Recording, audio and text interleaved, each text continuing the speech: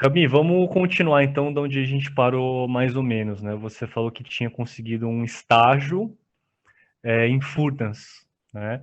Me fala então onde que foi esse estágio, né? Foi numa subestação, se eu não me engano. E como é que foi o seu primeiro dia? Você se lembra como é que foi? Quem que você conheceu e tal? Então, cheguei a Furnas, não me lembro como foi meu primeiro dia de admitida, mas eu me lembro que quando eu soube da minha vaga para estágio, também tinha uma vaga para estágio em administração.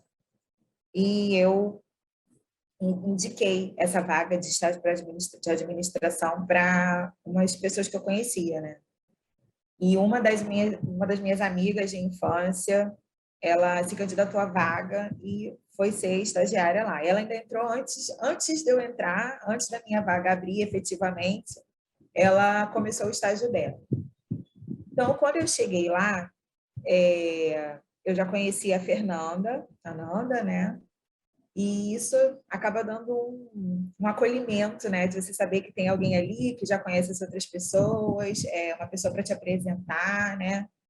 E então eu entrei com alguma segurança por causa da Fernanda, que cumpriu muito bem esse papel, né? Acho que ela entrou ainda uns 4 ou 5 meses antes de mim e é uma pessoa bastante sociável, né? Já tinha feito várias amizades lá dentro.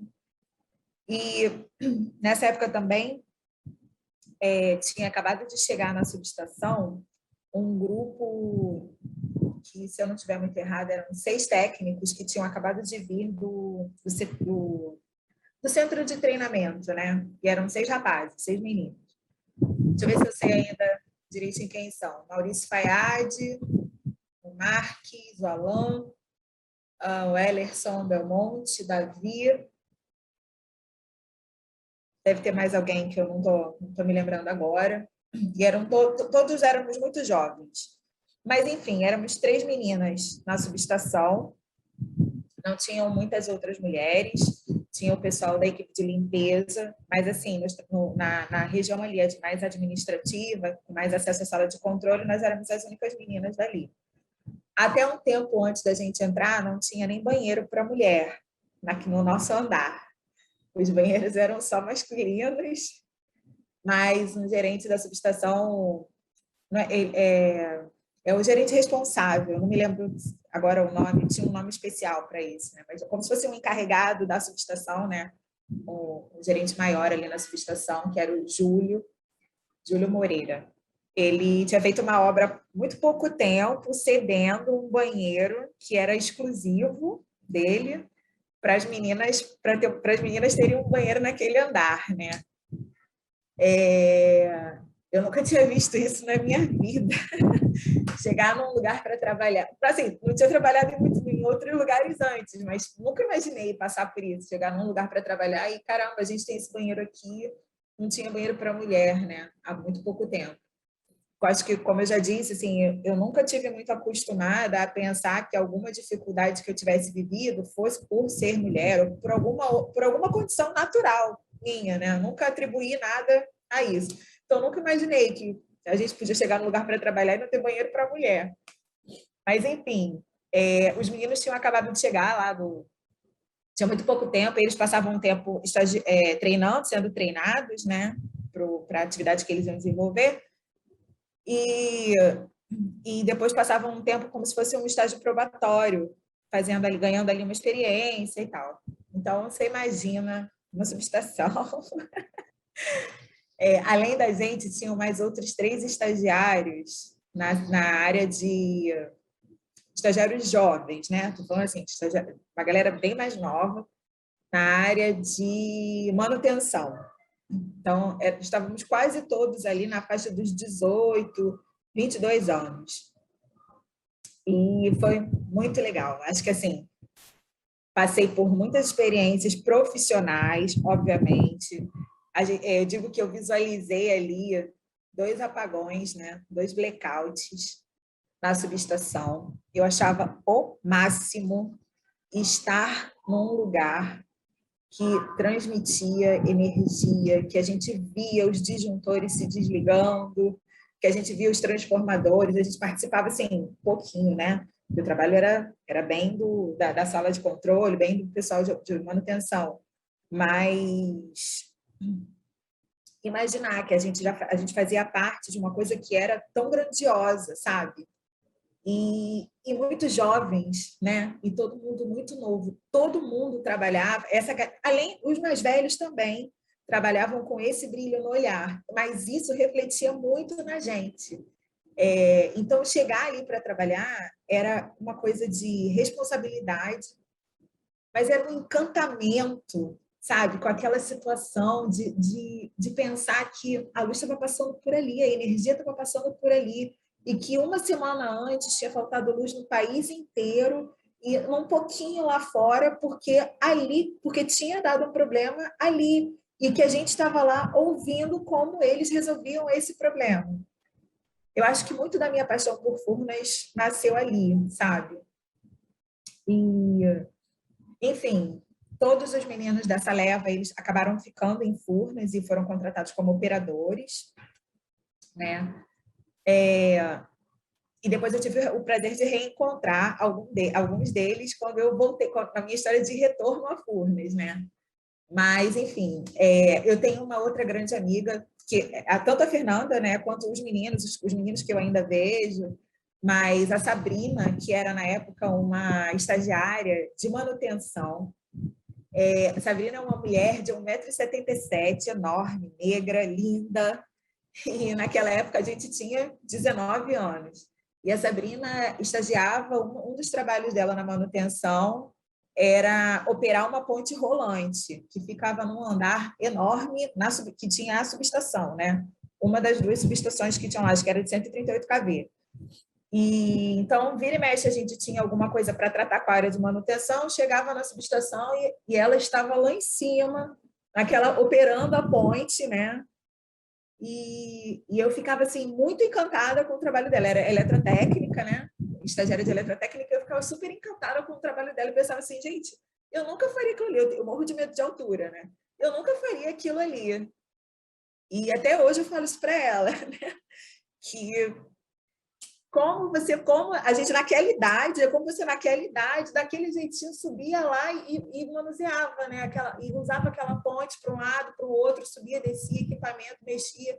E como a gente era tão jovem, com uma coisa tão importante, já fazendo uma coisa tão importante ali, né? Para a empresa e tal. A gente tem muitas fofocas, assim, muitas lembranças dessa época, de como a gente admirava tudo aquilo ali, né? De como era difícil encontrar uma palavra, mas assim, hipnotizante, assim, pensar que fazia parte daquilo. É muito, muito, muito legal. E a gente tinha uma rotina, que tanto eu, a Fernanda e a Sabrina, nessa época eu fazia faculdade, né?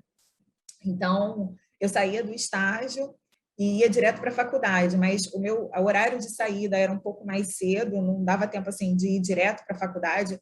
Eu sempre parava no caminho, parava perto da casa delas para lanchar, para comer alguma coisa. Então, diariamente a gente fazia isso. Então, não tinha como não fortalecer esses laços, né, de amizade, acho que a gente é quase família. Hoje cada um pouquinho mais distante, mas assim, a gente ainda é muito amiga. E eu não tenho isso em todos os lugares onde eu estive na minha vida. Tenho na maioria, né? Mas, assim, esses laços de Sabrina, Fernanda, de todo o cuidado, ali surgiu, né? Surgiu muito forte ali. Com os meninos também, mas com alguns com que a gente tem mais contato hoje. Mas eu me lembro que, na época dos meninos, foi a primeira vez que eu tive contato com o processo de contratação de Furnas.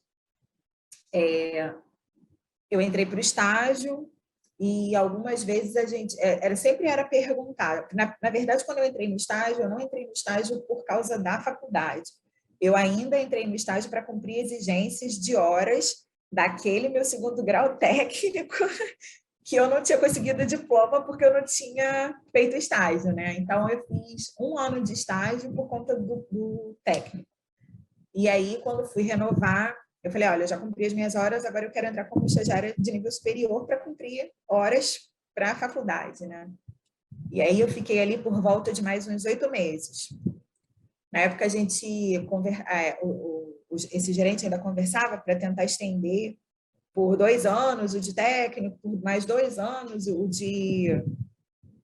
de analista, mas eu acompanhando a história dos meninos, né, eles tinham sido estagiários concursados e eles acabaram ficando contratados por uma empresa terceira, e quando na época, na verdade, o que tinha que ser feito era eles serem absorvidos por Furnas, né? Eles tinham prestado um concurso, então eles seriam funcionários.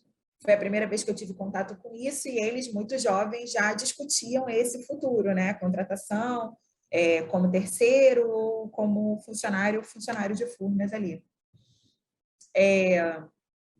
E quando eu vi que estender mais esse prazo de estágio podia não ser muito interessante para mim, eu acabei ficando só os 8 meses para cumprir a carga horária e saí de lá muito apaixonada, muito triste, mas eu precisava tocar outras coisas na minha vida, né?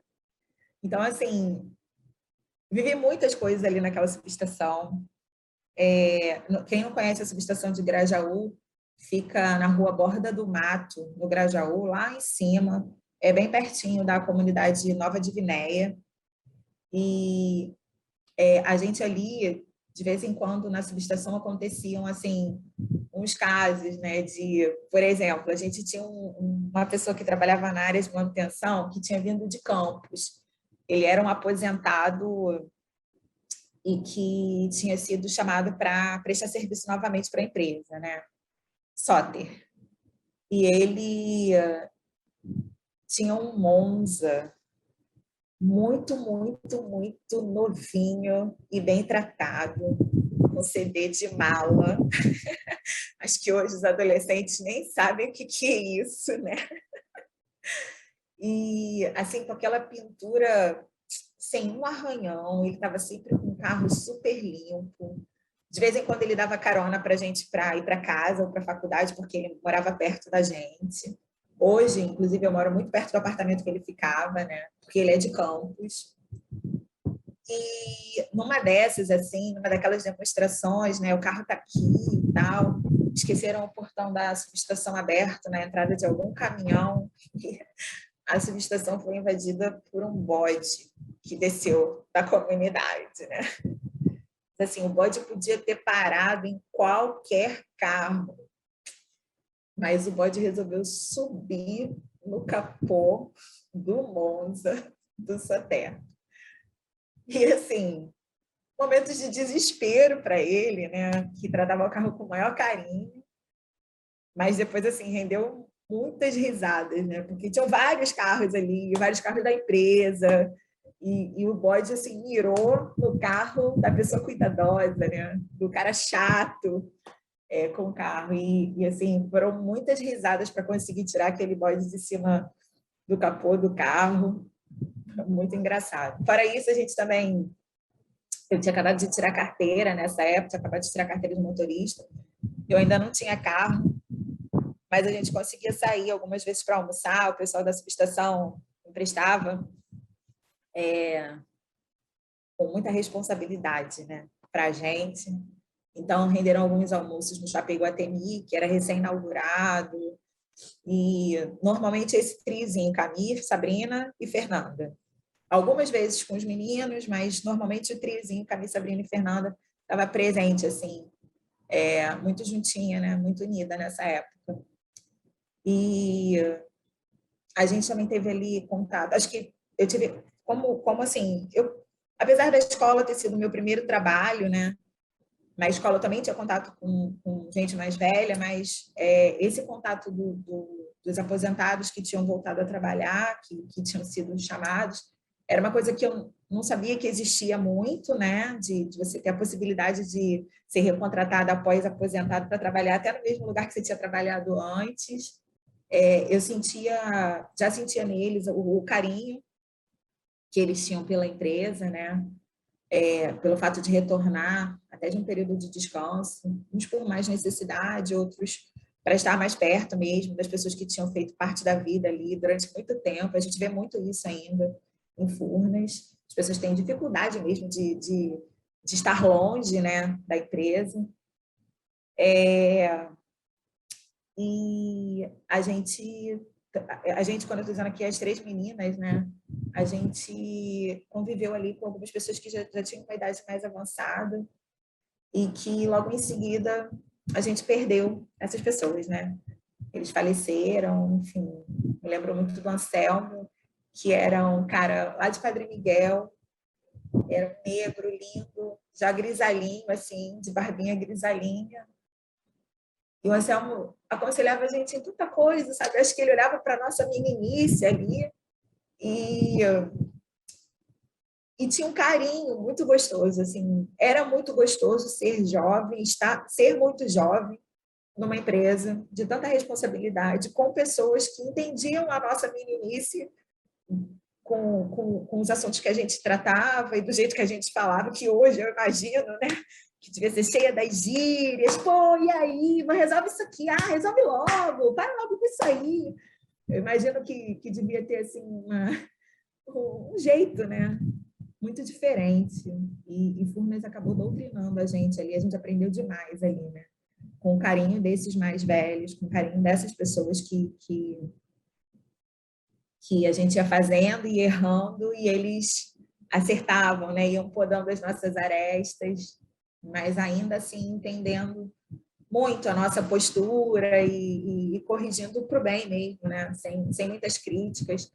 Eu sentia muito isso em todos eles, né? O olhar de carinho e da meninice.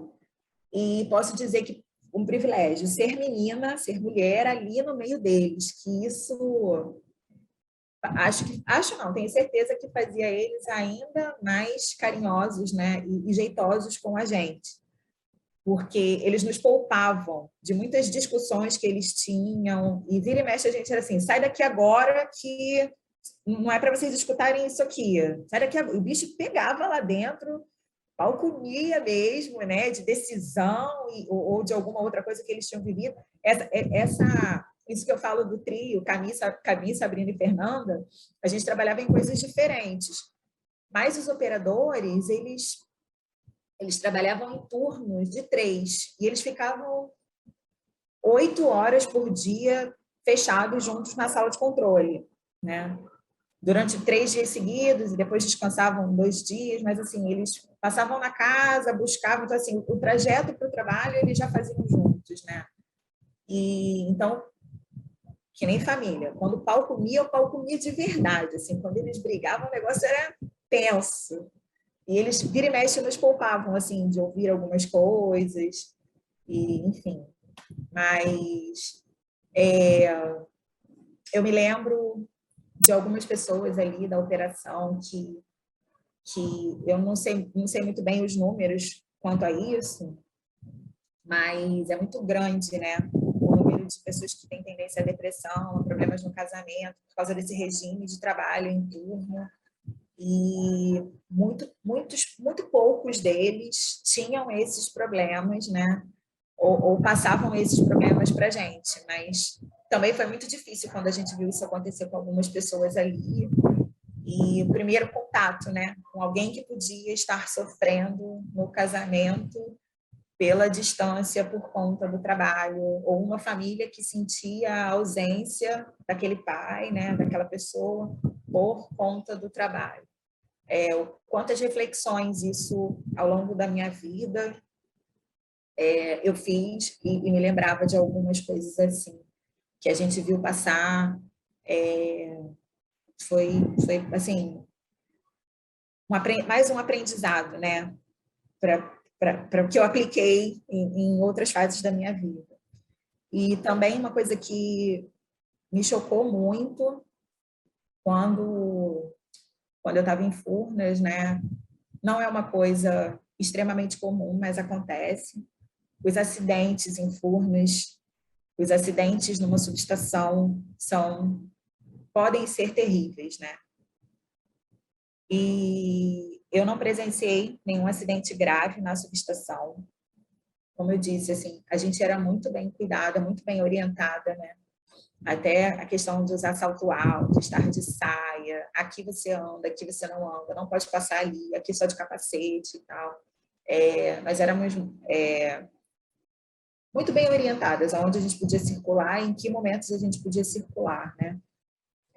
Ainda assim, e eles que eram muito mais detentores desse conhecimento do que a gente, ainda assim, vira e mexe, aconteciam algumas coisas. Então, quando eu fui embora da subestação, eu soube também de um acidente que aconteceu com uma pessoa que eu convivi lá. Não foi um acidente fatal, mas foi um acidente bem triste e mexeu muito comigo, né? Então, assim, essa questão do acidente de trabalho, dessa possibilidade, né? Numa subestação era uma coisa que fazia a gente trabalhar com responsabilidade, sempre muito atento ao que podia estar acontecendo. E vou repetir, a gente era muito jovem, né? A gente era muito nova para estar ali, vendo tudo aquilo dali, e isso fez uma diferença enorme no caminho das três, que é de quem eu posso falar, porque eu tenho contato até hoje. Mas esses 2 anos, 1 ano e 8 meses, mais ou menos, que eu fiquei ali, eu aprendi muito, não só profissionalmente, mas aprendi muito de convivência, né, de amizade, de experiência de vida mesmo. E um dia, mais tarde, eu acabei retornando para Furnas por causa do laço que eu fiz nesse 1 ano e 8 meses de estágio. Eu saí dali e fui estagiar numa outra empresa, que era mais pertinho da minha casa, que era a Betunel e HE, na época. Era uma empresa que trabalhava com composição de asfalto, né? E também foi um grande... Fiquei muito pouquinho tempo lá, mas também foi um grande aprendizado, porque eu não sei vocês, mas eu achava que asfalto a gente só fazia para a rua, né? Pô, cara, sei lá, a prefeitura era quem contratava asfalto para asfaltar uma determinada rua. E quando eu cheguei lá, eu descobri que não era assim. Descobri que tinham fazendeiros, que tinham fazendas enormes, que tinha gente que tinha terrenos muito grandes e que precisavam, obviamente, né, de asfaltar um caminho para poder você chegar do portão até a casa, ou do portão até esqueci o nome, tipo um celeiro, né, até o celeiro, ou qualquer outro lugar ali dentro. Passei pouco tempo lá, meu estágio até em número de horas foi um pouco menor, também fiz alguns amigos ali, que trouxe também para a vida. E logo depois que eu saí da Betunel, eu estava quase me formando. E nesse período, nesses 2 estágios, né, da Betunel e de Furnas, foi quando eu comentei que a minha vida começou a ficar meio complicada na faculdade, porque tinha mudado período, matéria de manhã, matéria de noite. Se você contasse, essa aqui eu estava no segundo, essa aqui eu estava no quinto, essa aqui eu estava no sétimo, e eu estava tentando organizar a minha vida. Quando eu saí desse estágio, eu saí meio que pensando em organizar a vida na faculdade, afinal de contas, eu já tinha cumprido, né, a carga horária, eu tinha que pensar em dar um passo maior assim, para tentar trabalhar em algum lugar. Eu via como muito pequena as chances de contratação também lá na empresa.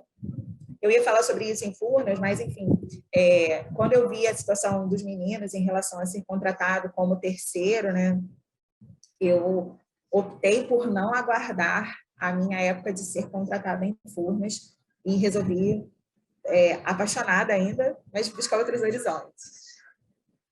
E aí eu terminei esse estágio, saí desse estágio para poder tentar organizar um pouquinho a minha vida na faculdade. Quem me conhecia nessa época, eu tinha um bordão para tudo que eu ia fazer. Eu dizia assim, não, gente, eu não posso fazer isso porque eu preciso terminar essa faculdade. Mas era chata, assim, eu falava isso umas 20 vezes por dia, qualquer convite para sair, para qualquer coisa, assim, qualquer gatinho, gente, mas vai, fulano vai estar... Gente, não dá, eu preciso terminar a faculdade, eu preciso estudar, eu preciso... E assim, pô, vamos comer, não sei o que, a gente não dá, eu preciso terminar a faculdade. Eu falava isso dia e noite. Quem conviveu comigo nessa época repete isso para mim até hoje. Você já terminou a faculdade? Agora a gente pode fazer isso?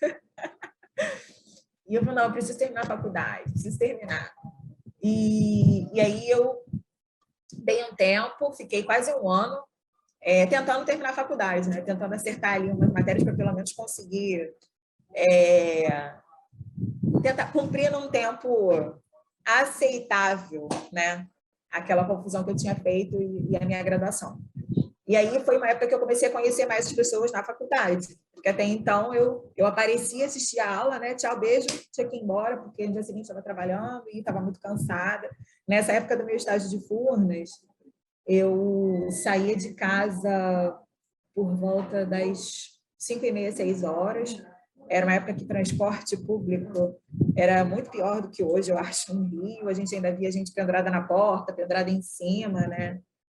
E, e apesar do Grajaú ser pertinho, perto da minha casa, era muito contramão, assim, de ônibus. Eu tinha que andar muito para pegar um ônibus que me deixasse perto da subestação, ou tinha que pegar 3 transportes, assim. E eu saía de casa, então, acho que por volta de umas 5h30, 6 horas, meu horário lá era 7h20, 7h30, se eu não estiver muito errada. Saía às 4 de lá para poder lanchar e ir para a faculdade, porque eu tinha que terminar a faculdade, né? E saía da faculdade às 11 da noite. Meu último horário de aula era 11 horas. E dessas 11 horas eu ainda andava quase meia hora para poder chegar em casa. Então, eu dormia pouco, né? Pelo menos bem menos do que eu gostaria. Então, eu chegava em casa, eu ainda tinha que tomar banho, jantar, conversar com os meus pais. Nessa época, acho que eu tive meu primeiro celular. Então, nessa época, era uma época que eu dormia pouquinho, né? E já tinha conversado com vocês. Meu caminho ali era recheado das pessoas que estavam no caminho, fazia de tudo para ser mais ou menos conhecida ali no caminho, porque eu estava sozinha, né? Normalmente passava ali sozinha. E algumas dessas vezes eu chegava em casa, jantava, tomava banho. Quando estava frio, do jeito que está hoje, a minha mãe deitava na minha cama para eu chegar e a minha cama tá quentinha, uma linda, cuidadosinha. Uma lembrança que eu tenho dessa época é que todos os dias, né, a minha mãe me esperava chegar. Às vezes meu pai já estava dormindo, mas minha mãe me esperava chegar. Minha toalha estava linda no banheiro, minha roupinha toda arrumadinha para eu tomar banho e só não ter que me preocupar com nada, né? Só tomar banho, secar, vestir, sentar, comer. Ela ainda lavava minha louça e deitava lá no quarto e ainda ficava comigo lá um pouquinho perguntando como tinha sido o dia até eu adormecer. E no dia seguinte não era eu que despertava, né? Muito mimada. Era ela que acordava, vinha chamar, meu café estava pronto, e todos os dias ela ainda me dava um vai com Deus, né? Deus, vai com Deus. Sempre. E uma vez aconteceu um caso esse vai com Deus é muito marcado para mim, porque uma vez eu passei por uma situação num dia que ela não estava bem, e ela botou o meu café e ela falou assim, eu preciso voltar para a cama, porque eu estou me sentindo mal, estou resfriado. E você vai lá, você vai sozinha? Claro, né, mãe? Não tem problema. Mas nesse dia ela não falou para mim, vai com Deus. E, óbvio, eu não duvido que ele estava comigo, mas eu passei por uma situação muito esquisita. Eu acho que poucas pessoas passaram por isso na vida. No meu caminho para a faculdade, eu encontrei uma mulher, e ela me parou, segurou meu braço e perguntou se o meu nome era Tânia, se eu não estiver muito errado. E aí eu respondi, né? Não sou essa Tânia, não sou essa pessoa. Não, é você, sim. Você, Tânia. Eu falei, não sou eu. E aí veio uma outra mulher, gêmeas. E ela falou assim, é você está saindo com meu marido. Eu falei, meu Deus do céu, eu não sou essa Tânia. Assim, resumindo, eu tomei uma coça daquela mulher traída. Hoje eu posso contar isso bem rindo, né? Mas que foi, assim, eu apanhei muito, muito, muito. Enquanto uma me batia, a outra mexeu na minha bolsa para procurar documentos e tal, né? E foi juntando um monte de gente na rua para ver o que estava acontecendo. Meu cabelo era enorme nessa época, ainda maior do que hoje, assim, bem grandão mesmo. E ela conseguiu pegar meu cabelo assim de um jeito que eu não conseguia me mexer muito. Eu só repetia que eu não era a pessoa que ela estava procurando, né? E, e ali, enfim, até um carroceiro, eu me lembro que um carroceiro parou e estava prestes a tirar minha roupa, assim, afinal de contas, né? Eu estava saindo, a mulher que está saindo com o marido da outra. E eles queriam me chicotear ali na rua.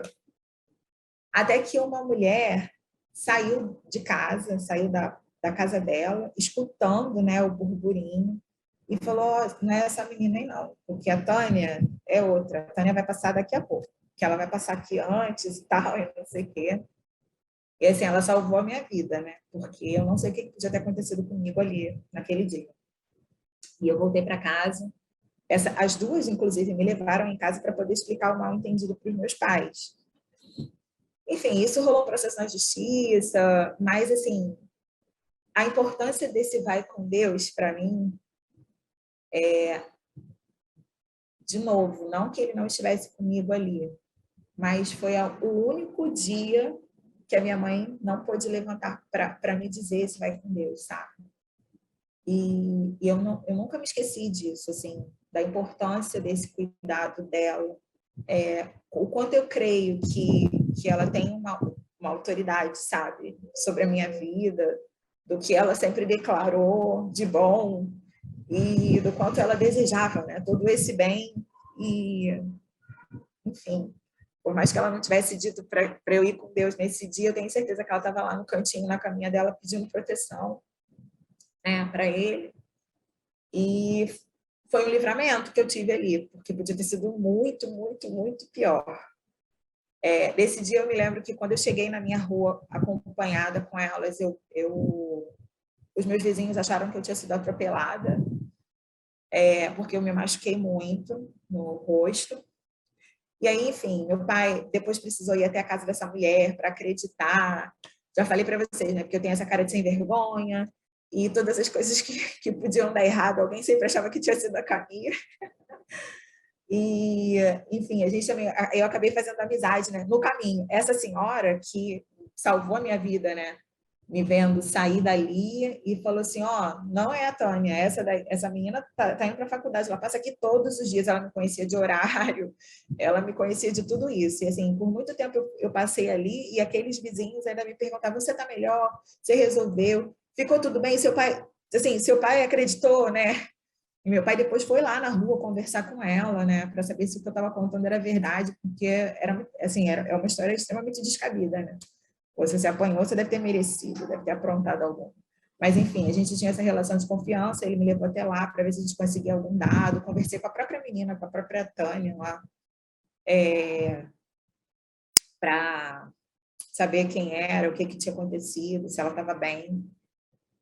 Enfim, mais uma experiência que eu guardo, né?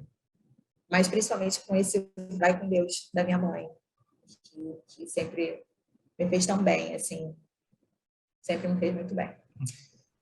Mas, enfim, voltando a outras histórias dali, né, de Furnas. E aí eu cheguei nessa época em que eu estava muito determinada a acertar minha vida na faculdade e terminar a graduação.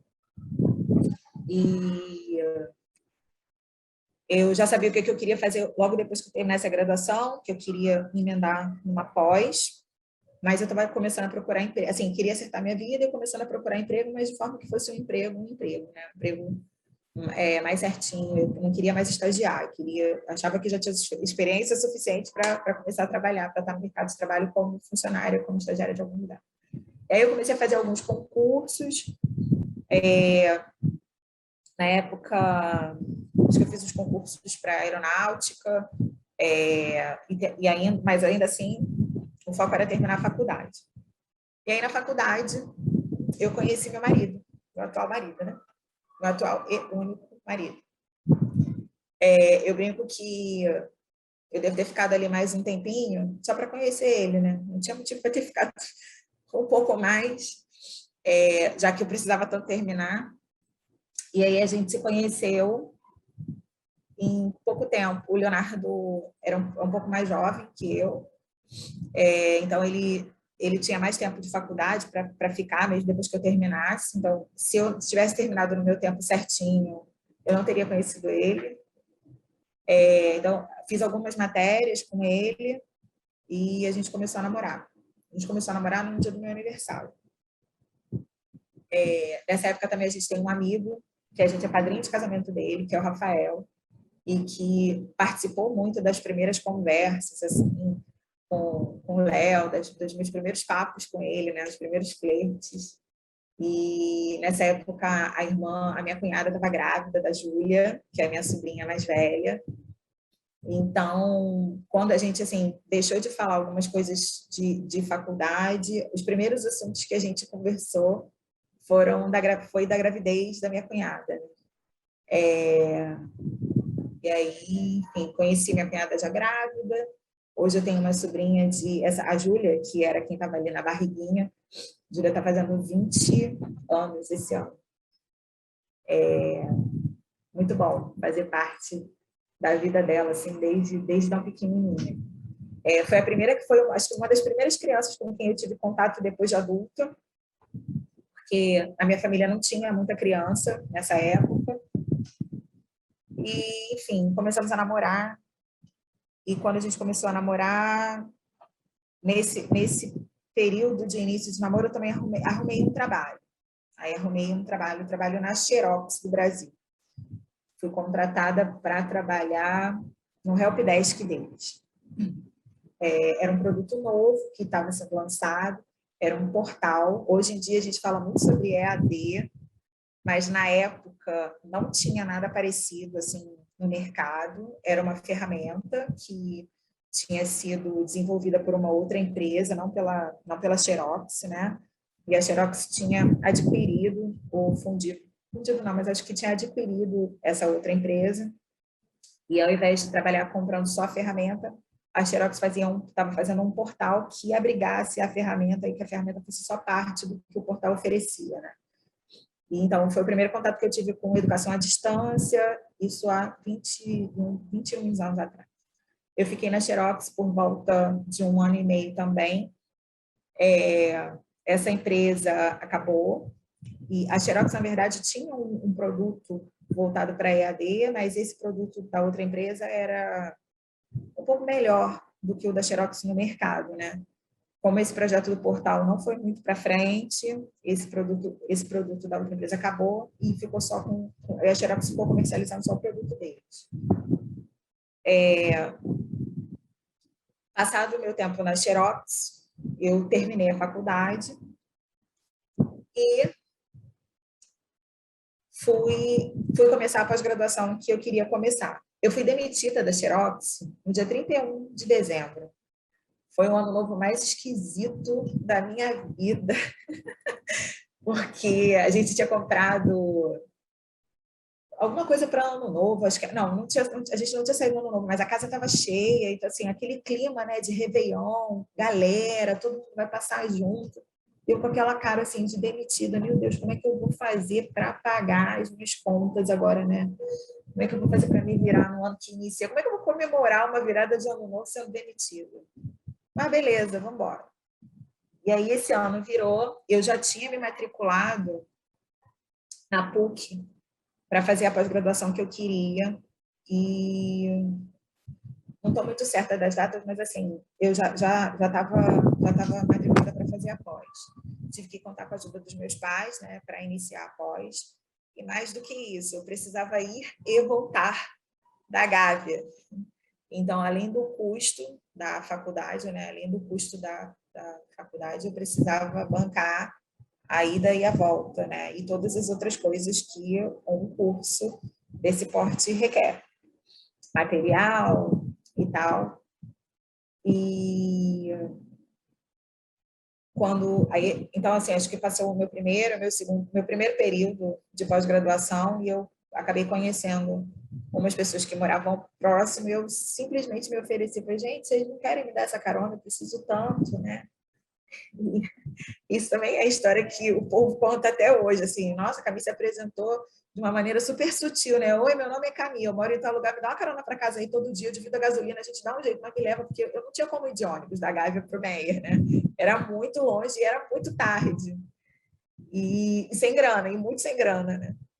E nessa época tem a Alexandra, o Tiago e a Priscila. A gente passou por algumas aventuras nesse caminho PUC-Meier, e um deles foi um assalto terrível no dia do aniversário da Priscila.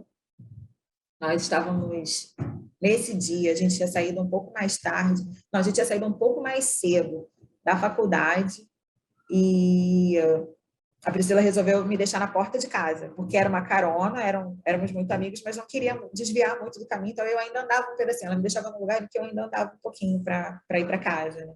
Mas nesse dia ela podia me deixar um pouco mais perto, porque ela tinha alguma coisa para fazer. E a Priscila praticamente morava no carro. Então ela tinha assim, uns 10 pares de sapato, várias mudas de roupa, livros, cadernos, tudo que você podia imaginar tinha dentro do carro deles. Eram irmãos, a Priscila e o Tiago.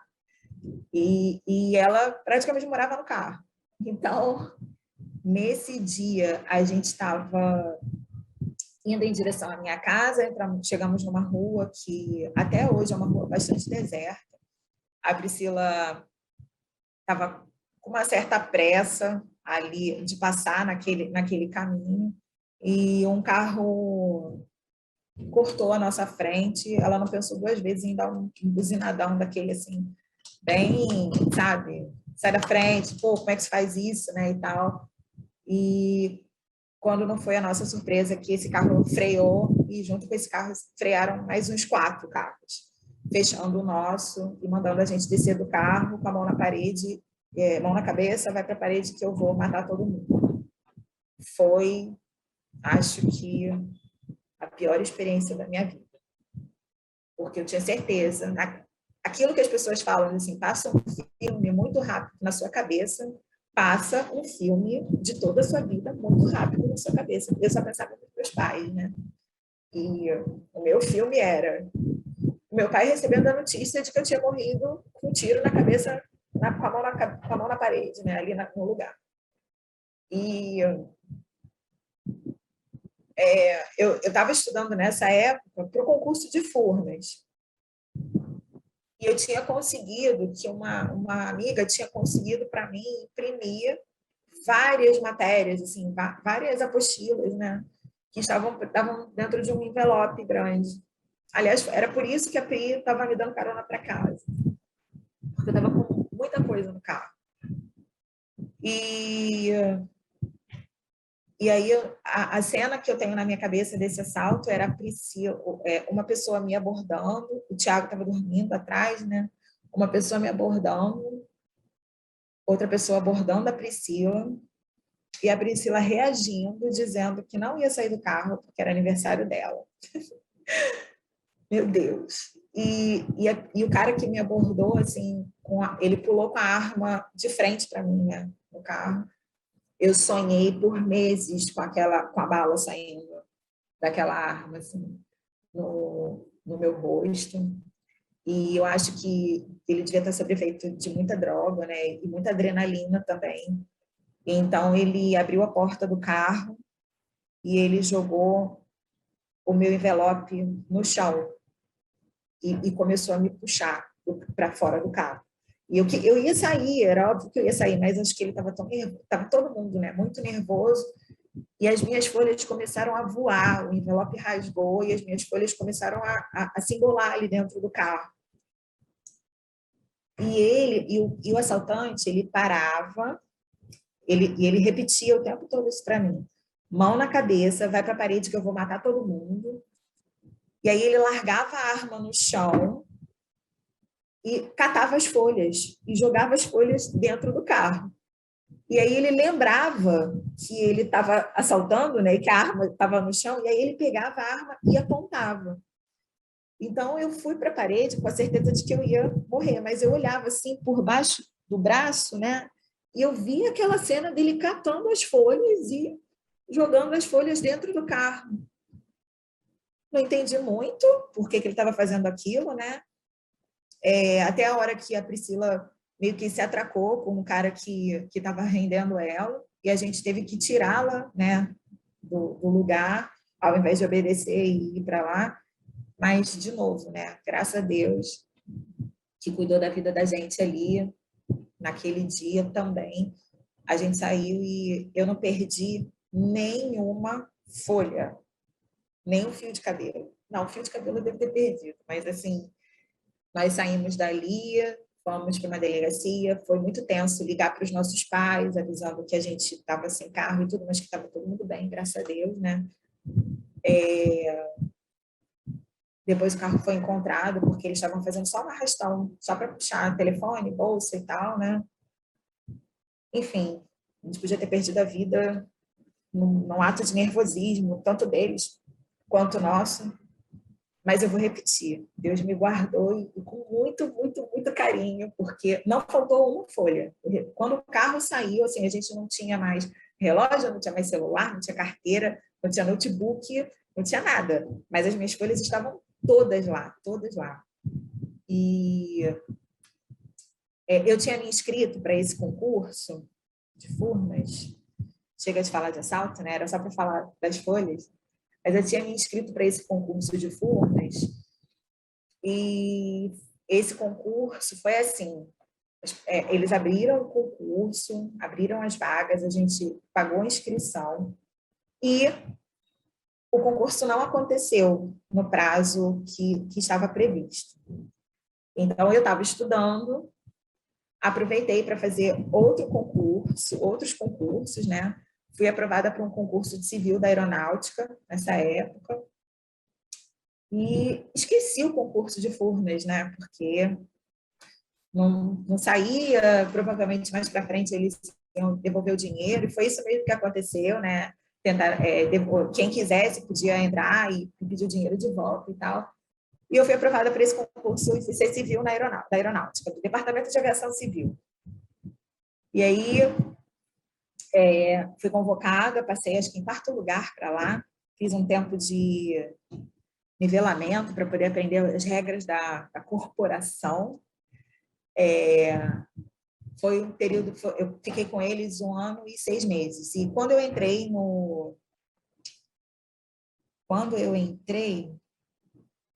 não estou me lembrando assim, mas quando eu entrei lá, não, acho que antes um pouquinho deles me convocarem, saiu a prova, foi a prova, foi feita a prova de Furnas. E eu fui fazer a prova assim, tinha estudado, mas eu já fui fazer a prova muito descrente, né? Porque não tinha certeza se aquilo dali estava tudo bem, se ia ser bom para mim. Já tinha dado tanto chabu com o concurso, tanto problema, né?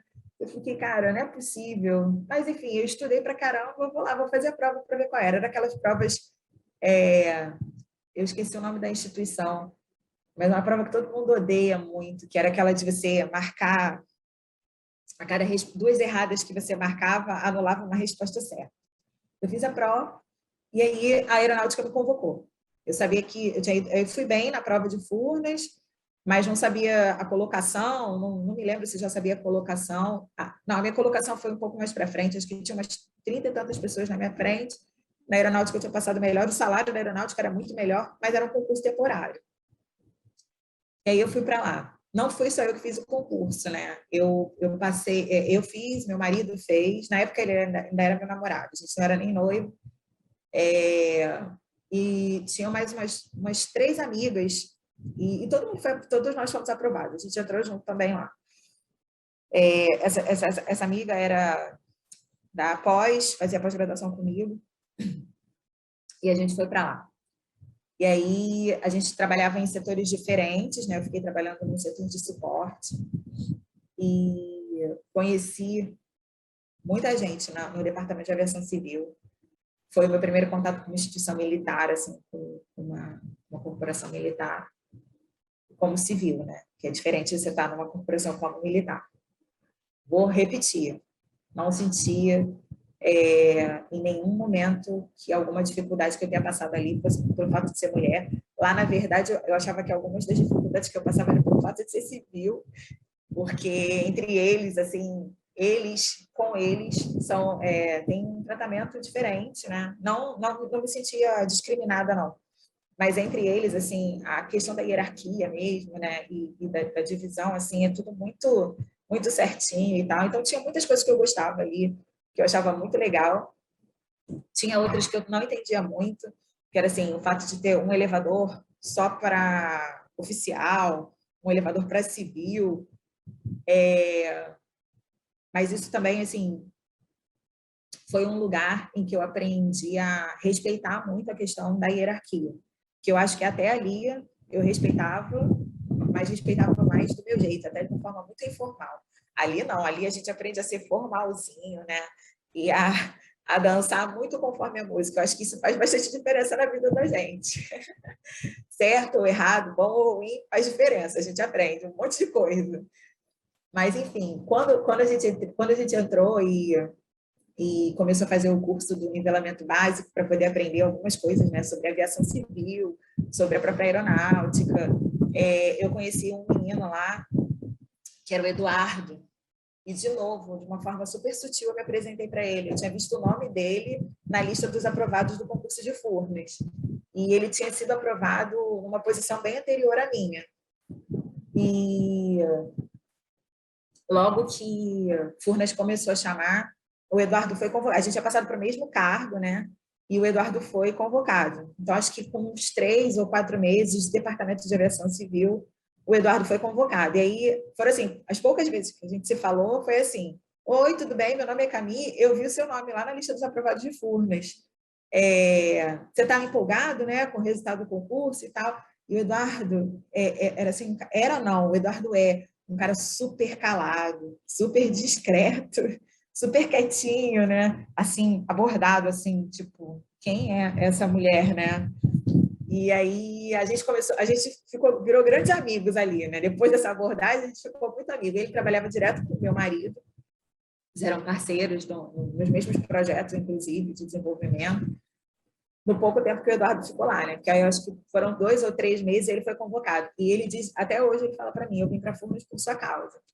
Porque eu sentei do lado dele e falei, olha, você precisa ir para Furnas. Furnas é assim, Furnas é assado, Furnas é legal, você vai gostar muito. E eles têm isso, eles têm aquilo. E nananana. Eu falei tanto no ouvido dele que o Eduardo acabou aceitando.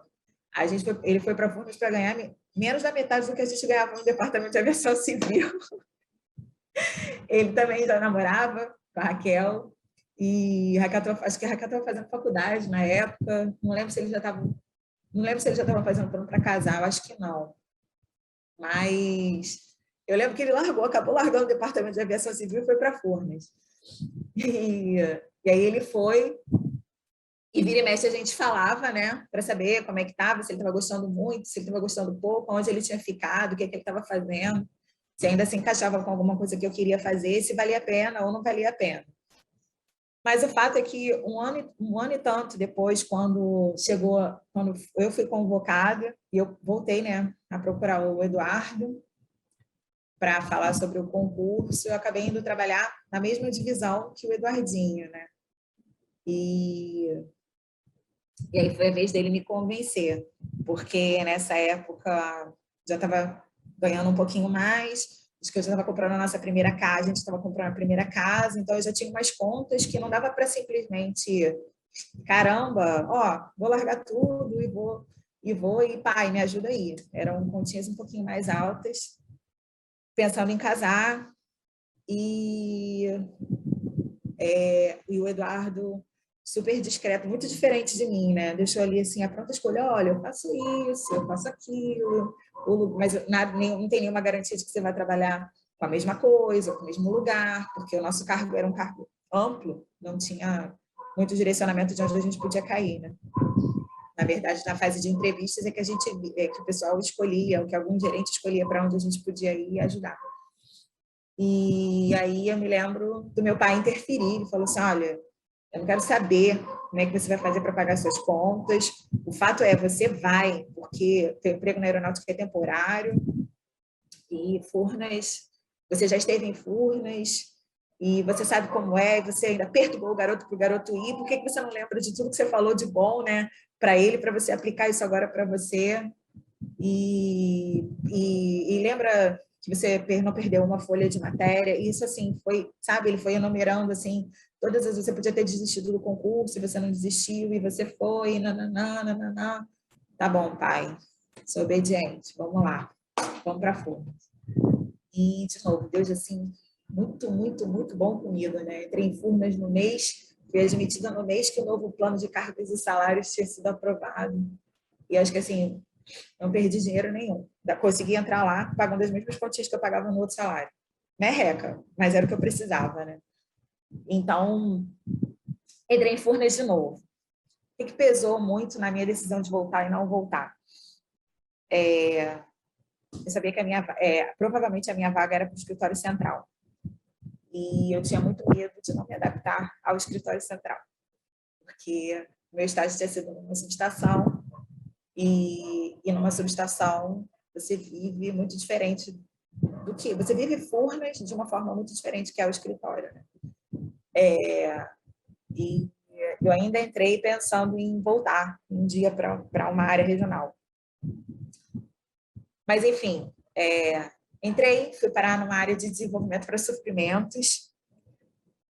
Quem me entrevistou, a minha primeira entrevista, eu me lembro muito da Cristiana Stacioli, que trabalha ainda até hoje na TI de Furnas.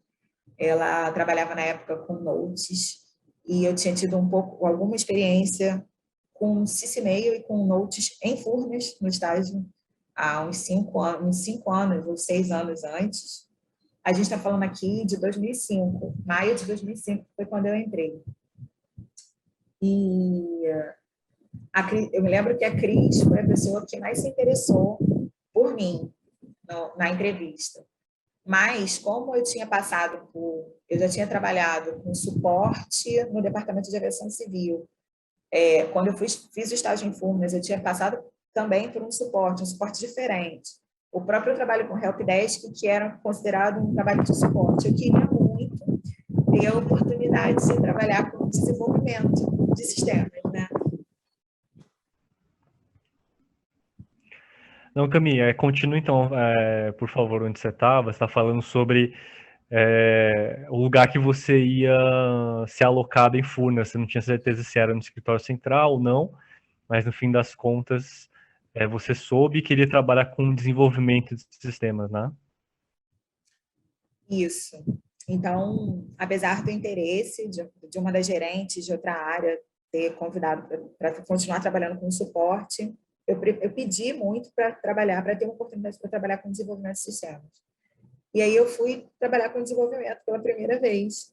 Foi na área do Samuel Zoé, que era um desenvolvimento de sistemas para suprimentos. E quem trabalhava lá era o Eduardo. Não tinha pedido para ficar especificamente na área dele, né? E nem na área de suprimentos, que eu não conhecia, mas dentro das áreas de desenvolvimento, a que tinha vaga e que eles acharam que encaixava no meu perfil era de suprimentos. E eu fiquei com eles ali por volta de 4 anos. De 4 para 5 anos. E foi bem diferente para mim trabalhar no escritório central e trabalhar numa regional, né? Eu tinha muito a paixão da área regional, né? O sangue de Furnas correndo na veia muito diferente. Então, foi assim, ano após ano, eu me questionava se o que eu não estava adorando, assim, se a paixão que eu não estava vivendo era por conta do desenvolvimento de sistemas, né? Se tinha sido assim, se não tinha sido uma boa escolha trabalhar com aquilo dali, ou se era o fato de eu não ver mais Furnas, de ter amadurecido, de ser diferente também, né? De não ver Furnas ali como eu via na regional. E nesses quase 5 anos que eu fiquei ali no desenvolvimento, né, na área de suprimentos, eu casei e já muda muito, né, a visão da gente da vida e de todo o resto. E no final do 5º ano, que era 2010, eu tive o meu primeiro... No final do 5º ano, não, no final de 2010 não, mas em 2010 eu tive meu primeiro filho, que é o Samuel. Não é Samuel em homenagem ao primeiro gerente, mas eu já brincava com o meu gerente, eu falava com ele na época, olha, Você não vem me taxar de puxa-saco lá na frente, não, mas se meu primeiro filho for um homem, você sinta-se homenageado. Mas não é por tua causa, não. O nome do meu filho vai ser Samuel. Se tiver um filho homem, o nome do meu filho vai ser Samuel. Mas Samuel, nessa época, já tinha se aposentado. Acho que Samuel já estava aposentado. Mas ele ficou sabendo que o nome do primeiro filho era Samuel. E um pouquinho antes de ganhar o Samuel, de ter o Samuel, né? A gerente, o Samuel não é, o Samuel Zoé não era mais o gerente da área. Ele tinha saído de lá e ido para uma outra área, e depois ele se aposentou. E nessa época, minha gerente era a Isabel Lins. E eu sentei com ela para ter uma conversa de mulher para mulher. Falei, olha, não estou feliz aqui no desenvolvimento, tem alguma coisa que eu não estou sabendo explicar. E a Isabel foi muito legal comigo. Ela falou, minha filha, você está grávida? Será que isso não são todos os seus hormônios? E muita novidade que você está querendo, tem muita coisa mexendo com a sua cabeça. Vai para casa, tem o seu filho, quando você voltar a gente conversa sobre isso de novo. Né? Eu acho que não é hora de você mudar, não é hora de você fazer uma mudança muito grande. Se você sai daqui, vai para uma área que, de repente, você não vai conseguir trabalhar, vai ser muita novidade ao mesmo tempo, né? Ir para uma outra área com um bebê e muita coisa nova para aprender e para fazer. Vai lá, ganha seu neném, volta. Quando você voltar, a gente conversa. Se aparecer alguma oportunidade aqui, a gente vê se o seu perfil se encaixa. E foi um excelente conselho. Eu fui para casa, fui ter o meu neném. Do mesmo jeito que eu falei sobre uma das piores coisas que aconteceu na minha vida, né? Ser mãe foi, de longe, a melhor coisa que aconteceu na minha vida, independente de qual filho eu esteja falando, dos dois. Eu fui uma grávida muito feliz, muito saudável, e os meus bebês foram bebês maravilhosos. Lógico que eu passei por momentos muito descabelada, muito cheia de olheira, e bem acima do peso também, mas assim, fui muito feliz como mãe de recém-nascido, fui muito feliz amamentando, e eu acho que isso refletia muito no comportamento deles, né? Foram bebês ótimos. Mas, enfim, voltando ao primeiro Samuel, né? Nessa primeira gravidez, passei por essa conversa com a Isabel, fui para casa, fui ter o meu neném. A gente já estava usufruindo da licença maternidade de 6 meses, mas por volta do quarto, quinto mês de licença, recebi um telefonema da Isabel. Isabel, que a gente chama de Bebel, né? Também já está aposentada hoje. Mas a Bebel me ligou e falou, olha, tem um negócio aqui que é a tua cara. E eu sei que você está de licença. Lembra daquela conversa que a gente teve? Você me pediu um desafio diferente. Não consigo pensar em outra pessoa. Quer? Falei, ó, quero. Isso não vai influenciar no meu retorno? Não, não.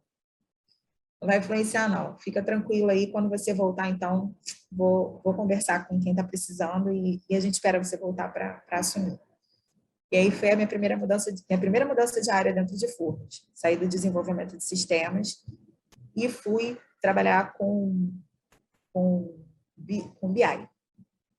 Era na época da implantação do SAP, e o BW era a ferramenta que fazia a parte dos relatórios gerenciais. Então, ainda não tinha ninguém que fizesse, era o primeiro pós-implantação de ERP, né? E aí, quando voltei de licença, fui direto, mudei de salinha, peguei as minhas trouxinhas e mudei de lugar. E ali eu trabalhei também com uma equipe que foi muito, muito, muito, muito, muito legal. Era uma equipe que tinha acabado um projeto, né? Em que eles tinham passado mais ou menos um ano e 4 meses, um pouquinho mais, né? Porque eu tinha chegado, quando eu cheguei, o projeto já tinha acabado, eles estavam já no pós-projeto. E todo mundo muito unido, uma equipe muito coesa. E eu fui muito bem recebida pelo Castelo, que era o gerente da minha frente nessa época. Então, fiquei um tempo ali com eles, depois essa parte migrou, né, da estrutura do projeto de volta para Furnas, E quem ficou me gerenciando nessa época foi o Henrique José Maria, que é um cara, não dá para explicar, acima de 1 milhão, e acho que é pouco, né? Muito gente. É só uma coisa, antes de você continuar, explica para a gente o que é BI, o que é SAP, que projeto é esse, Explico. Tá, para deixar registrado aqui. tá bom.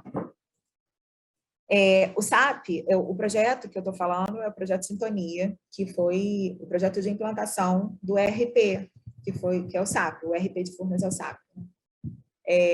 O projeto Sintonia deve ter durado isso, em torno de 1 ano.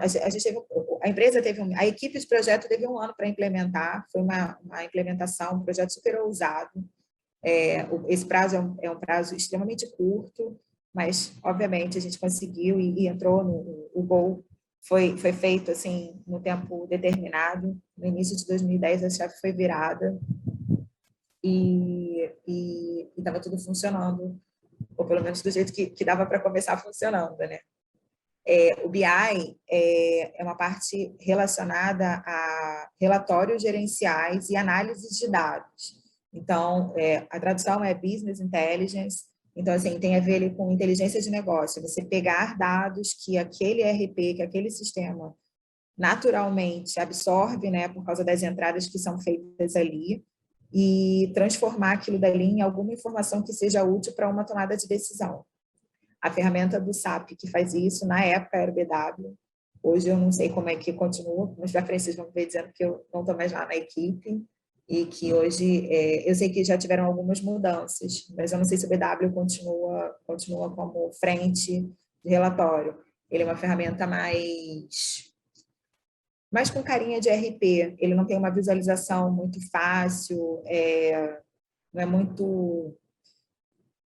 A palavra certa não é agradável, mas não é uma ferramenta de fácil, não tem uma interface muito fácil para ser utilizada. Tem outras ferramentas no mercado que fazem isso com maior facilidade, que a própria SAP acabou comprando, trazendo e unindo aos produtos dela, né? Então, tá bom? Era isso que eu queria. Então, fiquei 5 anos no desenvolvimento de sistemas lá com suprimentos, depois fui para o BI e trabalhando com o Henrique, né, e com toda a equipe de projeto, e logo depois a gente migrou para uma outra gerência, ainda trabalhando com BW, com BI BW. Nunca deixei de ser analista de sistemas, só deixei de ser desenvolvedora VBNet para ser analista de dados, né?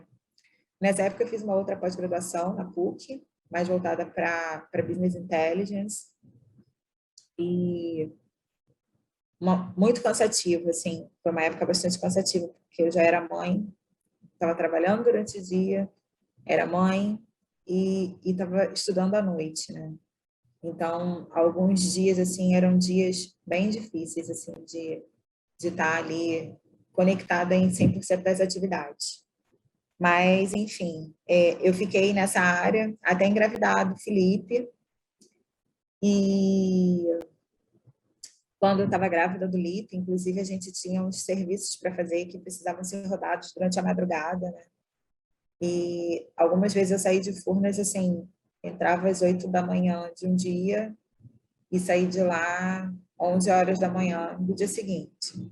Eu fiz isso grávida algumas vezes e ainda voltava para casa dirigindo. Cansada pra caramba, mas assim, a ânsia de ver tudo funcionar e tudo rodar era muito grande, sabe? Assim, que a ânsia de querer sucesso naquela ferramenta, a ânsia de querer ver aquilo dali funcionando redondinho e fazer funcionar, né, para o nosso público-alvo. Mas, assim, quando eu penso no público-alvo, fosse ele um diretor, ou um gerente, ou um colega, era assim, era para os meus amigos, sabe? Acho que as minhas entregas eram sempre... quando eu via o cliente do outro lado, né, que precisava daquilo dali, sempre foi muito fácil olhar para o cliente em Furnas e ver ali um colega que queria tanto sucesso naquele trabalho quanto eu queria mostrar. Então, assim, aí na gravidez do Lipe, passei por isso algumas vezes, mas já comecei a refletir um pouquinho quanto eu estava dando de mim naquilo dali, né? Não precisava fazer tudo isso grávida e tinha que ter mais gente para poder trabalhar aquilo dali junto comigo. E foi nessa época, quando eu voltei da gravidez do Lipe, juntada a essa situação, agora eu já era mãe de 2, eu achei melhor buscar um desafio diferente na empresa. E tinha uma superintendência que estava tentando estruturar uma área de segurança da informação e as pessoas ficaram sabendo que eu queria muito sair um pouquinho da TI e fazer uma coisa diferente. E o superintendente na época era o Vitor Albano, ele é falecido, e me chamou para conversar. Tinha uma área que eles estavam pensando em começar e eu aceitei. Eu tomei o desafio de ir para lá e mudar completamente a minha vida de tecnologia da informação. Apesar de segurança da informação ser um assunto que tem bastante a ver com tecnologia, essa área era uma área mais voltada para governança, para gestão, e eu não tinha ideia de como fazer funcionar, de como aquilo ali funcionava, do que eles faziam, né? E como era esse trato com auditoria interna, com auditoria externa, e eu topei. Então, quando fui para lá, essa área de segurança da informação era uma coordenação, o primeiro coordenador era o Márcio Vickert, e o Márcio ficou algum tempo ali, se não me engano, menos de um ano.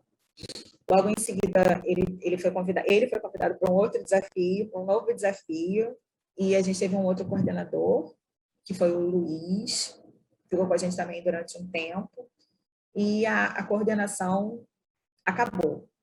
A coordenação de segurança da informação acabou. E eu fiquei me sentindo assim, pensando algumas vezes se eu tinha feito a decisão certa, de ter ido para lá, né? Mas quando eu via que era um início, né, era uma área sendo construída, eu pensava que não era possível que alguma coisa não fosse acontecer ali para aquela estruturação dar certo, né? Para aquela estruturação ali, para aquele caminho ali acontecer. E, enfim, a coordenação acabou, tiveram algumas mudanças também de estrutura, de hierárquica. O Vitor não estava mais com a gente já tinha um novo superintendente, e devido a essa reestruturação, algumas coordenações viraram departamentos e criou-se uma gerência de segurança da informação. E qual foi a minha surpresa, quão boa foi a minha surpresa, que a pessoa convidada para assumir a gerência de segurança da informação foi o Castelo, que já tinha sido meu gerente anteriormente, né? Então, mais uma vez, assim, entrei numa gerência que era mais uma família. De novo, mais um pedacinho de família ali, com gente que eu amava e respeitava desde sempre, e isso só contribuiu para a minha dedicação e o carinho com a segurança da informação aumentar. Acho que eu tive muito mais certeza de que aquilo ali era o que eu queria fazer. Os meus parceiros ali, né, de gerência, além do Castelo, era o André, que era contratado de Furnas, e a Cláudia Aracaki, que tinha passado um tempo longe de Furnas e tinha voltado, e o Bruno, que ele era da área de gestão documental, e a gente convidou para ir para lá trabalhar com a gente, e ficou. Então, a gente formava um time, cara, não vou nem, assim, profissionalmente falando, um time muito apaixonado, com muita coisa para aprender, muita coisa para aprender. Uma área totalmente nova para a gente, uma área que ninguém na empresa nunca tinha feito nada parecido, com muita gente para conquistar, com muitas portas para serem abertas, porque quando você entra numa área de gestão, de gestão ou de governança, significa que você vai bater na porta de alguém e vai falar assim, como é que você faz isso aqui, né? Então, o desafio maior era conseguir bater nessas portas e que as pessoas olhassem para a gente com bons olhos. O desafio era ser visto com bons olhos, porque se tem uma coisa que eu aprendi, e não foi só com segurança da informação, com segurança de uma forma geral, é que o cara da segurança é um cara chato. O cara de segurança é o cara que vai te perturbar por causa de alguma coisa que você faz e que você não faz do melhor jeito que deveria. Então, o cara da segurança é o cara que vai dizer para você, olha, você pode fazer isso aqui diferente de uma forma mais segura, ou então você não devia estar pensando nisso aqui. Mas como a minha superintendência é uma superintendência de conformidade, né, e de controle interno e de avaliação de risco,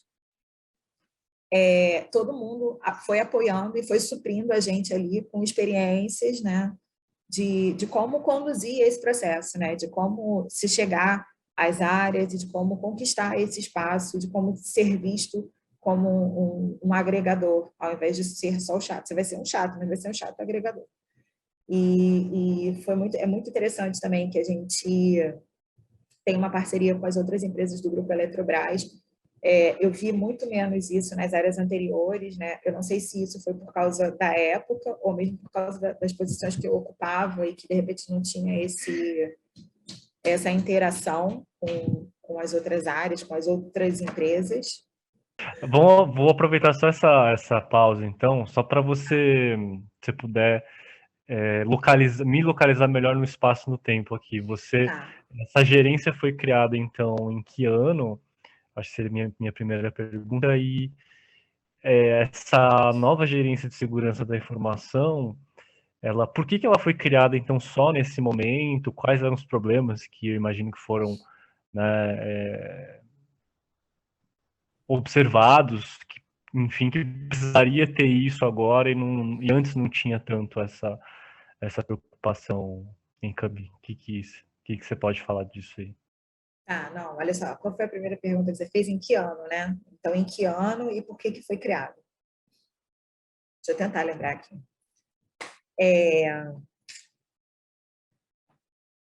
A gente está em 21, né? Tá bom. Então, a gerência foi criada em... Esqueci, fiz as contas e me perdi aqui. 2015, né? 2014, 2015. Isso mesmo. Tá bom, beleza. A gerência foi criada em 2015. 2015 foi quando eu fui para lá e tinha essa coordenação de segurança da informação.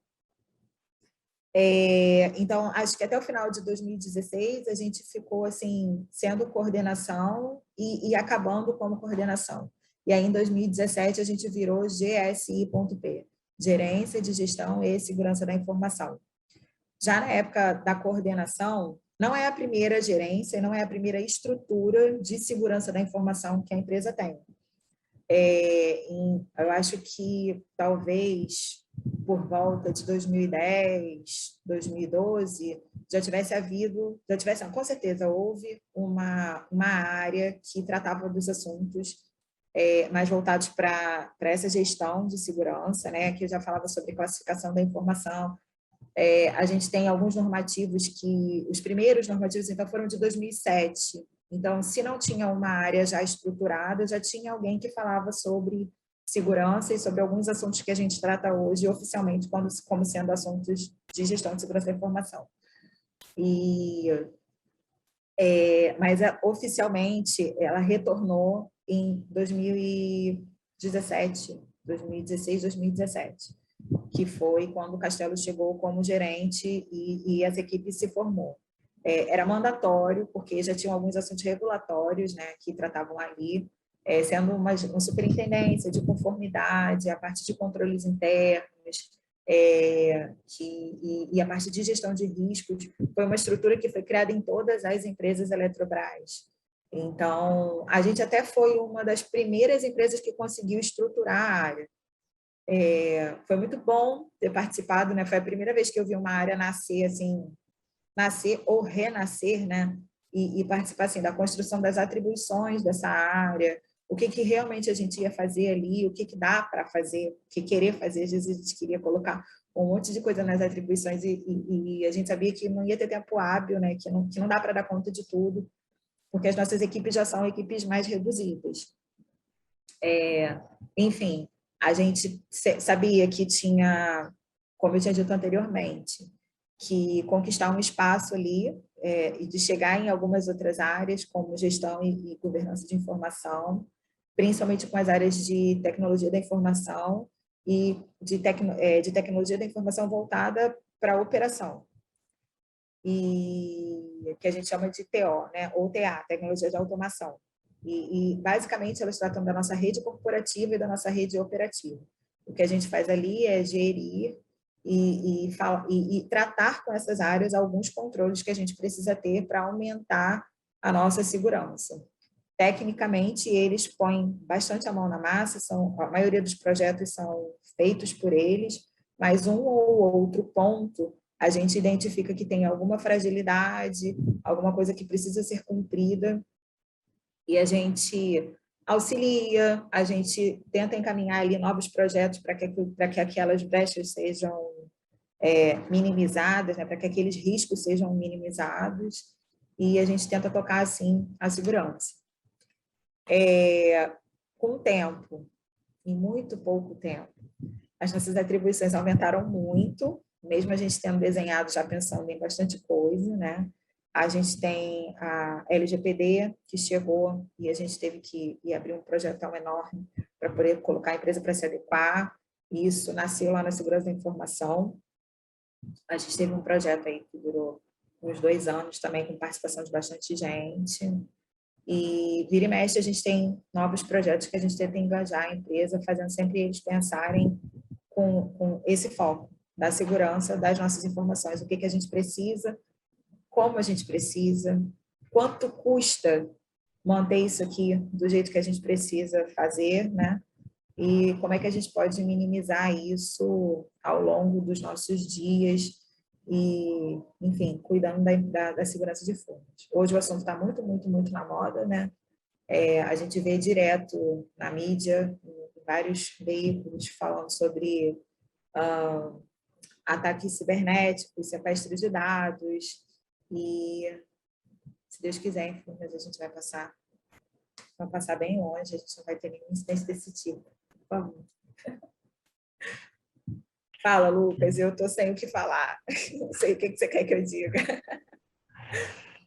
Não, eu queria agora perguntar uma coisa que, para quem vai ver, para quem vai ler essas entrevistas desse projeto, talvez não fique tão óbvio assim. Acho que vai ficando um pouco mais claro na sua fala, né, de que Furnas é uma empresa pública ainda gigantesca e trata do ramo energético, né, de geração e transmissão de energia aqui, construção, mas não era claro que tem todo um corpo de pessoas que tratam não só dessa área, mas, como você falou, de análise de sistema, de desenvolvimento, né? E você, apesar de ter voltado concursada, você trabalhou na subestação há um tempo atrás. Então, a minha pergunta seria a seguinte: você, na sua experiência, como é que você vê Furnas incorporando ou fazendo áreas com tecnologia da informação? Como é que implantar esses serviços, esses sistemas dentro de uma empresa tão grande, né? E, enfim, tão importante, né, para o país. Você vê alguma evolução, alguma mudança, atualização, problemas, enfim, mas a sua Eu acho que eu visão, sei bem sua como é que eu experiência. vou começar a falar sobre isso. Eu acho que é bem notório, né, que a empresa tem um pedaço grande, né, no meu coração, da minha vida, né? E foi como eu falei, eu acho que eu entrei em Furnas, as 2 vezes que eu entrei sabendo. Não entrei sabendo, mas entrei apaixonada, assim, entrei a primeira vez não conhecendo muito, não conhecendo quase nada, mas assim, não só pela vivência que eu tinha com as pessoas, mas o tudo que eu via acontecer ali na subestação do Grajaú, né?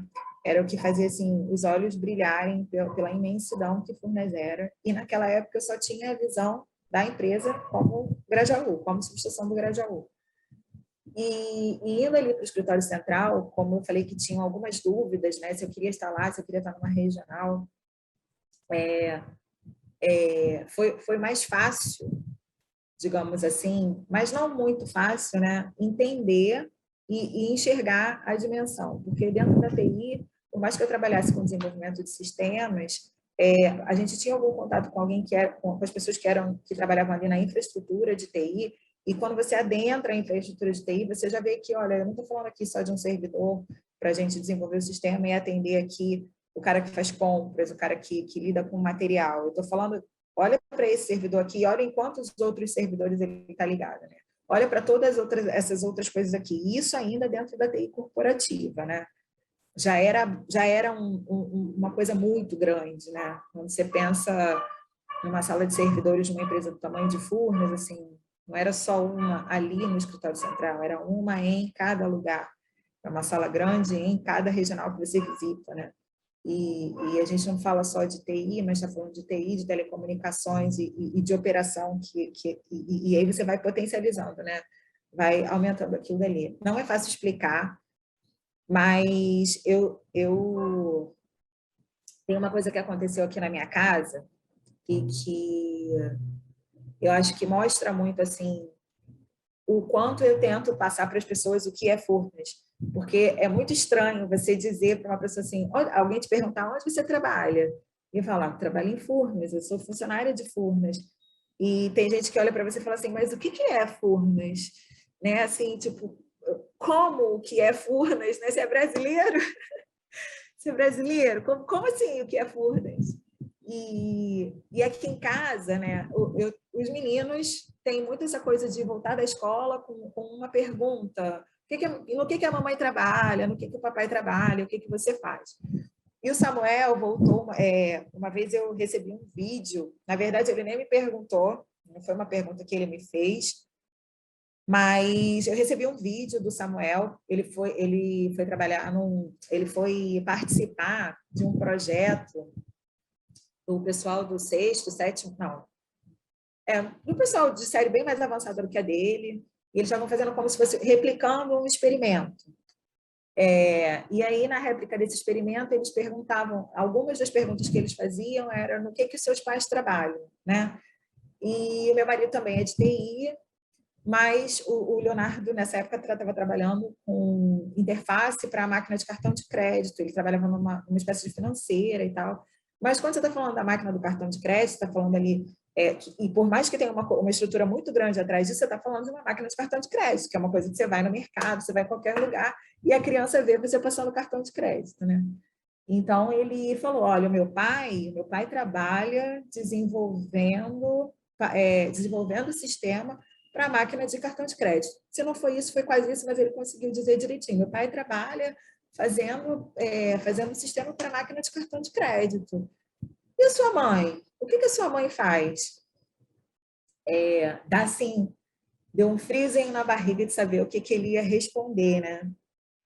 Mas eu acho que ele conseguiu colocar um pouquinho do que eu passo para eles, que é a imensidão de Furnas, né? Ou a quantidade de coisas que eu já fiz na empresa. Mas a resposta que ele deu foi assim, minha mãe,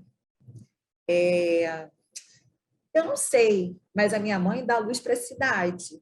Não, a minha mãe dá luz para o Brasil. Então, eu acho que Furnas é muito isso. Ali dentro, a gente tem engenheiro, a gente tem analista de sistemas, e você pisca, hoje você está numa área de suprimentos, amanhã você está trabalhando com conformidade, ou você é um engenheiro que hoje está trabalhando numa obra, mas em que em algum momento você pode está virando gerente de RH. Mas, no fundo, o que a gente está fazendo ali é levando energia para o Brasil inteiro. Então, esse experimento trouxe isso de experiência para a gente, de olhar para ver como as outras pessoas talvez enxerguem Furnas, né?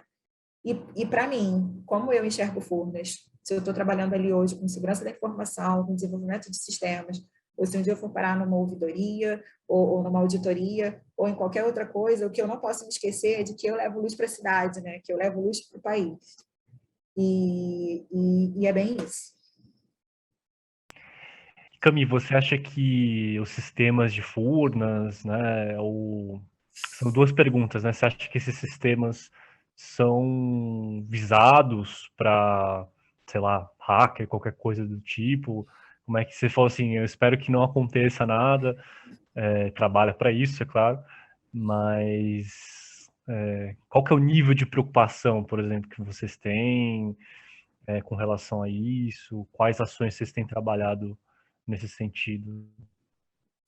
Então, tem umas coisas aqui que não dá para colocar do jeito que eu queria, porque o assunto é sempre muito sigiloso, né? Sempre, a gente tem que falar sobre isso sempre com muita cautela. Mas, assim, em tratando de parque industrial, hoje o sistema elétrico é muito visado no mundo inteiro, né? Todo o sistema elétrico no mundo inteiro é muito visado. E não existe 100% de segurança. Tudo que a gente faz é sempre tentando minimizar os riscos. E eu trabalho crendo que os milagres podem acontecer, né? Que a gente faz o melhor que a gente pode aqui, mas eu preciso segurar na mão de Deus e falar, me ajuda aqui, não deixa nada acontecer não, porque senão a dor de cabeça é muito grande, a gente está colocando muitas vidas em risco, né? Então, quando eu estou falando de um ataque, né, de um cyberataque, dependendo de qual seja o alvo, dependendo da intenção, posso estar colocando uma cidade embaixo d'água, eu posso estar colocando dezenas de hospitais, dezenas de outras estruturas que dependem de energia para cuidar de vidas, né? E isso é muito tenso para quem trabalha com segurança, para quem trabalha principalmente com segurança na rede operativa, né? É isso, o nosso dia a dia não é muito esse, porque a gente está numa área de gestão, de segurança da informação, mas a gente precisa ter esse olhar de segurança para essas infraestruturas. É para isso que a gente trabalha, para que a energia não deixe de estar nas cidades, para que a gente não deixe de dar luz para as cidades, né? Que não deixe de dar luz para o país, que a gente não pare nunca de gerar e transmitir e com segurança. Isso que você bem falou, né? As pessoas não imaginam geralmente que o setor de operação, tudo lá no campo, também é informatizado, né? Também tem uma tecnologia Depende digital. de algum sistema para rodar, né? E que isso pode ser parado a qualquer momento por causa de um ataque mal, por causa de uma pessoa mal intencionada, né? Ou de muitas pessoas mal intencionadas. O impacto disso pode ser muito grande, muito grande. A gente não está falando só da marca da empresa, né? Que é óbvio que quando isso acontece, a gente tem um problema com a nossa marca, a gente tem um problema com grana, tem um problema, mas a gente pensa, acima de tudo, nas vidas, né? Energia tem tudo a ver com isso, né? No que pode ser danoso para outras estruturas que dependem da gente para cuidar de vidas. Né? Acho que é muito isso. E você hoje está nessa área, qual que é o seu cargo? Como é que você está? Tá bem, tá frio, né? Como é que tá? Estamos terminando já, tá? Tá, Camila. Obrigado por estar aqui com a gente até agora, né, nesse frio. Aqui em Está São sendo Paulo, ótimo, apesar do friozinho, está sendo ótimo. Eu só não sabia que está esse frio todo quando eu escolhi esse pedacinho aqui na semana passada. ninguém sabia, né, que ia ficar É. frio. Mas me conta um pouquinho, então, hoje você tá nessa área. Me conta aqui para a gente registrar a tua função, o teu cargo e o que você espera para o futuro da sua área, quais você acha que vão ser os maiores desafios. A pergunta é difícil hoje em dia, né, nesse ano, né, mas Muito. quais são as perspectivas, né? Se a gente puder conversar sobre isso. Vamos lá, vamos tentar. Hoje, Eu estou gerente substituta lá na DSI.P. Hoje a gente voltou a ser um departamento, deixou de ser gerência, voltou a ser um departamento. E o meu gerente é o Júlio Guedes. Ele está com a gente, acho que há uns 2 anos, já, um pouquinho mais de 2 anos. Como ele diz e como eu adoro repetir, ele é um presente para a gente também, e a gente é um presente para ele. É um prazer estar dividindo ali com ele e com a equipe, né, de segurança esse trabalho. É um prazer estar trabalhando, é uma satisfação enorme estar trabalhando de casa e ter a equipe que divide essa responsabilidade comigo, né? O Bruno, o Rafa, a Claudinha e o Julinho. O que a gente acha que a gente pode fazer ali de melhor. Tem muita coisa acontecendo, a gente não para. Essa é a verdade, que desde que a gente chegou ali, a gente já teve alguns momentos mais tranquilos, quando a gerência, quando a estrutura estava sendo criada, né? Quando a nossa caixinha estava sendo criada. Mas a verdade é que a gente passa ano após ano concluindo os nossos projetos, e quando a gente acha que no ano seguinte a gente, poxa, acho que esse ano a gente vai ter pelo menos um projeto a menos, porque tal projeto acabou, a gente descobre que no ano seguinte 3 projetos foram aprovados assim de uma vez só, e que tem mais gente querendo fazer alguma coisa, e que tem grana para fazer essa alguma coisa, né? E o mais legal é que a gente está sempre torcendo por alguns dias tranquilos, mas quando um projeto desse vem, rapidinho o olho brilha, nossa, nós vamos conseguir acabar com aquela pendência e tal, e a nossa nota vai subir, a nossa avaliação vai melhorar muito nisso daqui, vamos embora, quem vai pegar e quem vai fazer e como é que a gente vai se ajudar nisso daqui. Então, repito, né? Acho que é imensamente satisfatório estar com a equipe que eu estou e com a quantidade de trabalho e com os trabalhos que a gente tem para fazer. Esse ano a gente teve a implantação, a gente teve um plano de continuidade de negócios, né, um projeto de gestão de continuidade de negócios, justamente pensando numa parada dessa que pode acontecer, e eu não estou falando parada gíria, não, é uma parada de sistema mesmo assim, se alguma tragédia acontecer e o sistema elétrico parar e alguma coisa precisar parar aqui, como é que a gente faz para recuperar isso aqui, né? Como é que a gente faz para voltar a funcionar e como é que a gente faz para que esse tempo de retorno seja o menor possível, né? Como é que a gente faz para reduzir o dano? Então, a gente recentemente terminou um projeto de continuidade de negócios, a gente já está montando um novo GT para dar continuidade a esse assunto, né? Mas não em forma de projeto. A gente está falando de LGPD, a gente já está agora às beiras de começarem as sanções, né, por causa da aplicação da lei, e a gente já tem em andamento aqui um projeto de um SOC, que é justamente ali uma visualização, um monitoramento maior sobre as atividades da nossa rede, principalmente da nossa rede corporativa. E a gente também já tem aqui umas outras coisas acontecendo, mais voltadas para a proteção de dados, para vazamento de informação, e que estão aqui na nossa manga, né? E outras coisas que a gente precisa implementar para poder sempre tentando melhorar essa questão da segurança. Hoje a gente também está passando por um processo de capitalização, uma coisa que mexe muito com a cabeça de todo mundo, né?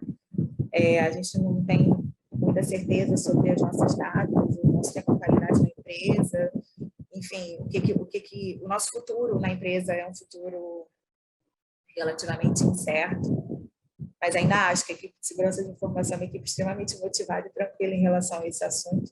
Não sabemos até quando, né? Não sabemos o que o futuro tem esperado para a gente. Que a gente tenha fé e vontade de trabalhar e vontade de manter o nosso assunto aí super em dia, fazendo o melhor que a gente pode. E como é que tem sido essa pandemia para você? E como é que você tem algum desejo, algum sonho ainda para você, para os seus filhos? Mais essa pergunta.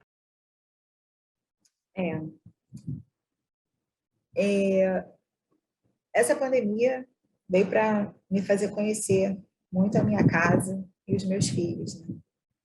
Porque quando a gente tem filhos e a gente trabalha em tempo integral fora de casa, felizmente a gente tem algumas instituições e algumas pessoas que podem nos apoiar, né? Eu tenho, graças a Deus, durante muito tempo tive minha mãe e o meu pai.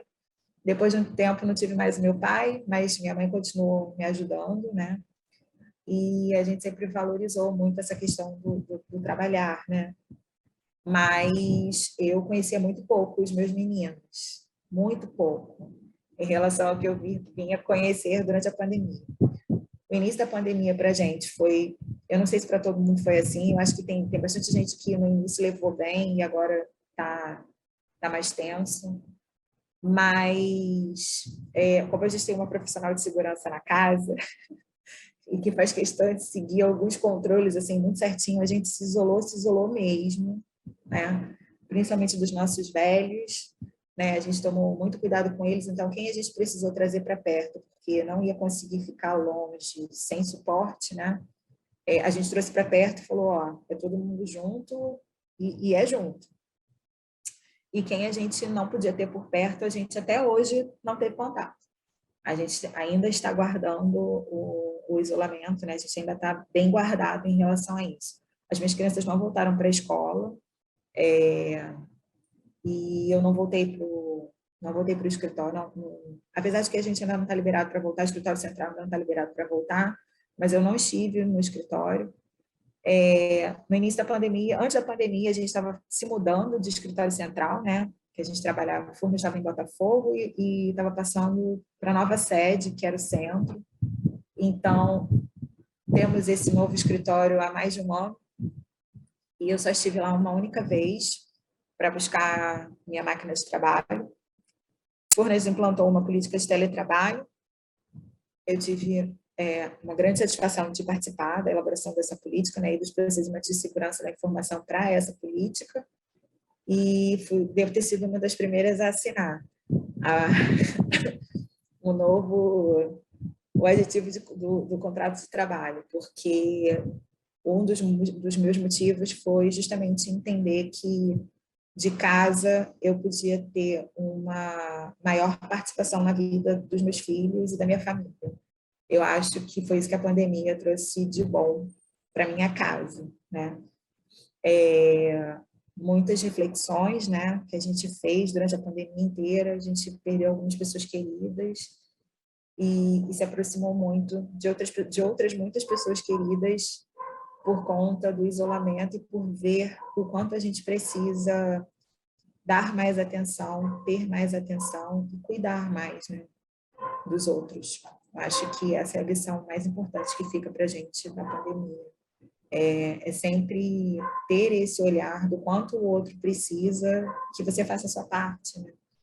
E do quanto cada um precisa fazer a sua parte.